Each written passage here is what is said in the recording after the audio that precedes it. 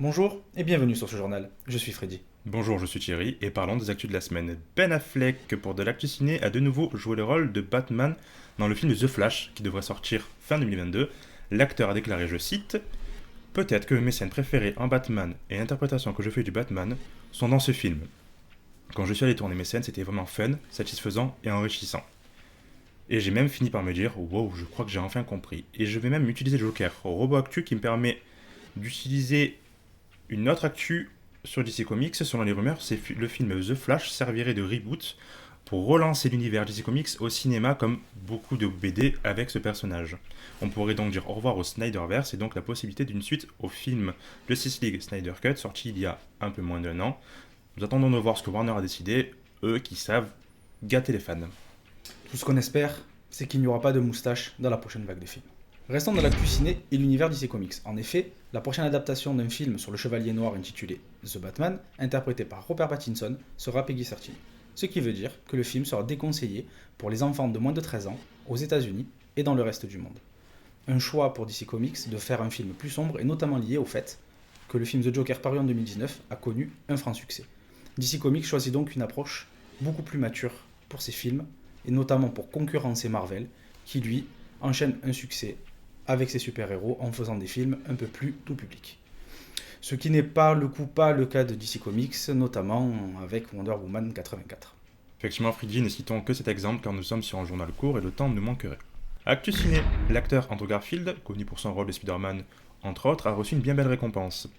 Lors de la cérémonie des Golden Globes, tenue à huis clos pour cette année, Andrew a gagné le Golden Globe du meilleur acteur dans une comédie musicale pour le film Tick Tick Boom, film biographique sur Jonathan Larson, compositeur et scénariste des années 90. Pour les plus curieux d'entre vous, le film est disponible sur la plateforme de streaming Netflix. Vous l'avez vu, Thierry ? Non, mais il est disponible sur la plateforme de streaming Netflix. En parlant de Netflix, Actu VOD, Netflix travaille sur non pas une, mais deux suites pour le film Red Notice. Petit rappel pour ceux qui ne l'ont pas vu, il s'agit d'un film Netflix sorti le 5 novembre 2021, dans lequel on suit un voleur particulièrement doué qui s'est imposé comme défi de voler 3 œufs en or qui appartenaient à Cléopâtre. Au casting, on y retrouve Ryan Reynolds, The Rock, Dwayne Johnson et Gal Gadot, qui seront tous les trois présents dans les suites de cet opus. Pour information, c'est le film qui a coûté le plus cher à Netflix, et c'est également celui qui a rapporté le plus de revenus. The Rock peut ajouter un nouveau succès à son palmarès. Cela force le respect, tout ce que touche la pierre devient de l'or. Actu jeux vidéo. Après de nombreuses années d'attente, l'espion le plus connu de l'auteur Tom Clancy, Sam Fisher, va reprendre du service. En effet, Ubisoft Toronto, éditeur de jeux vidéo bien connu, a publié une offre d'emploi pour travailler sur le prochain opus de Splinter Cell.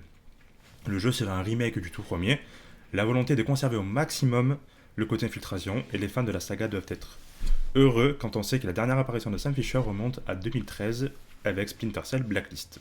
Conserver la nature d'une licence du jeu vidéo est important, ce qui nous amène à la dernière actu de la semaine. Jeu vidéo toujours. Un trailer de 6 minutes sur le prochain jeu Pokémon, Pokémon Legend of Arceus, est récemment sorti.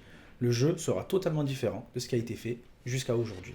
Fini les combats d'arène ou les collectes de badges. Ici, il vous sera demandé de capturer intensément et massivement vos Pokémon préférés. Le jeu risque de faire parler de lui, tant l'aspect stratégique ne sera pas au rendez-vous. Il est essentiel de savoir se renouveler, même si dans le cas présent, ça risque d'être assez audacieux. Nous le saurons lors de sa sortie le 28 janvier prochain.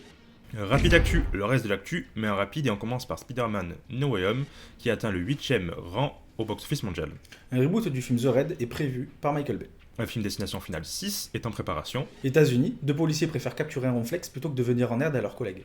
Merci d'avoir regardé cet épisode de Rad News. On se retrouve à la même heure la semaine prochaine pour l'actu de la semaine prochaine.